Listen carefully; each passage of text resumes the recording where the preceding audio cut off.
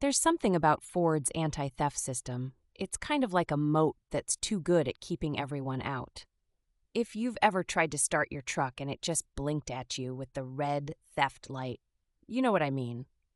Honestly, most people end up thinking their battery is dead, their starter is shot, or they're about to lose half a weekend tracking invisible wiring gremlins. Ford's system is notorious for random lockouts if you swap batteries, use spare keys, or just experience quirky Mondays. You want a quick fix, not a tow it to the dealer for $180 scenario. The good news, half the time, it's a brain freeze in the system. The fix can be as simple as a 10-minute curbside reset, requiring zero tools, no grease, and only mild patience.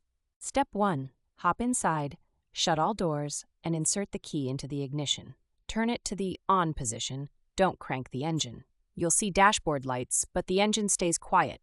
If the theft light blinks rapidly, you're on the right track. Now, and here's where most people get impatient, wait a full 10 minutes.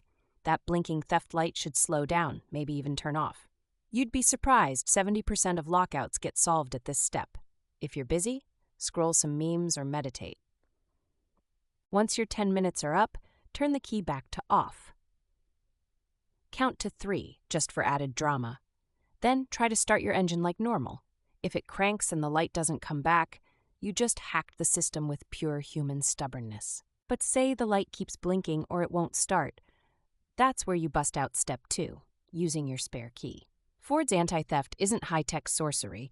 It just wants to see a different digital code. Try the reset with your backup key. Still no dice? Here's a pro tip.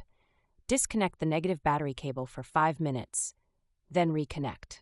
No need for power tools, just a basic wrench. This forces a deeper reset, and in about 40% of stubborn cases, that's enough to get things working. One classic pain point: if your Ford uses a key fob, make sure you're getting fresh batteries in the remote. Weak fob batteries make the car think a thief is fiddling with the system. Swap those little coin cells out and repeat the reset.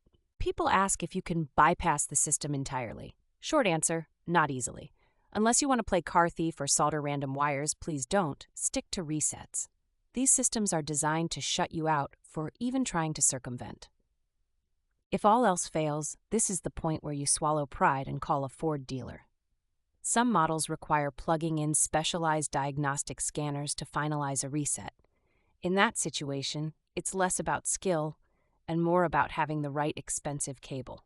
Interestingly, dealing with Ford's anti-theft quirks is an oddly universal rite of passage. Whether you're in foggy Portland like me or the Texan sun, it's the same coded blinking light of shame.